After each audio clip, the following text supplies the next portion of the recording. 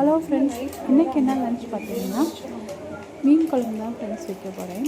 சாலை மீன் குழம்பு தான் வைக்க போகிறேன். சாலை மீனும் திரச்சி மீனும் எடுத்துருந்தோம். சாலை மீன் குழம்பு வச்சுட்டு திரச்சி மீன் ஃப்ரை பண்ணிக்கலாம்னு சொல்லி பண்ணிகிட்ருக்கேன். திரச்சி மீன் முதுகு எலும்புக்கு ரொம்ப நல்லது ஃப்ரெண்ட்ஸ். கண்டிப்பாக உங்களுக்கும் கிடச்சிச்சுன்னா கண்டிப்பாக சாப்பிடுங்க. இது ஃப்ரை பண்ணும்போது மூடி வச்சு எடுங்க ஃப்ரெண்ட்ஸ், ஏன்னா நல்லா தெரிக்கும்.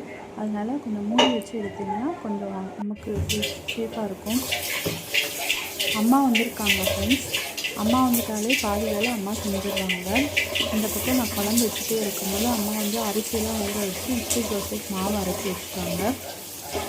மரவள்ளி குழம்பு வாங்கியிருந்தோம் ஃப்ரெண்ட்ஸ். அதை வேக வச்சு எடுத்தாச்சு. மீன் குழம்பு ஊற்றி சாப்பிட்டா ரொம்ப டேஸ்ட்டாக இருக்கும். உங்களுக்கு யாருக்காவது இந்த மாதிரி கிழங்கு மீன் குழம்பு ஊற்றி சாப்பிட்டா பிடிக்கும்னா கமெண்ட் செக்ஷனில் கமெண்ட் பண்ணுங்கள். சூப்பராக மீன் குழம்பு ரெடி ஆகிடுச்சு ஃப்ரெண்ட்ஸ். இங்கே பாரு, தம்பி பசங்களும் வந்திருந்தாங்க. அவங்க எல்லோரும் சேர்ந்து சாப்பிட்டுட்டு அம்மாட்ட கொஞ்சம் நேரம் பேசிகிட்டு இருந்தோம். அதுக்கப்புறம் ஈவினிங் டீ போட ஆரம்பிச்சாச்சு ஃப்ரெண்ட்ஸ்.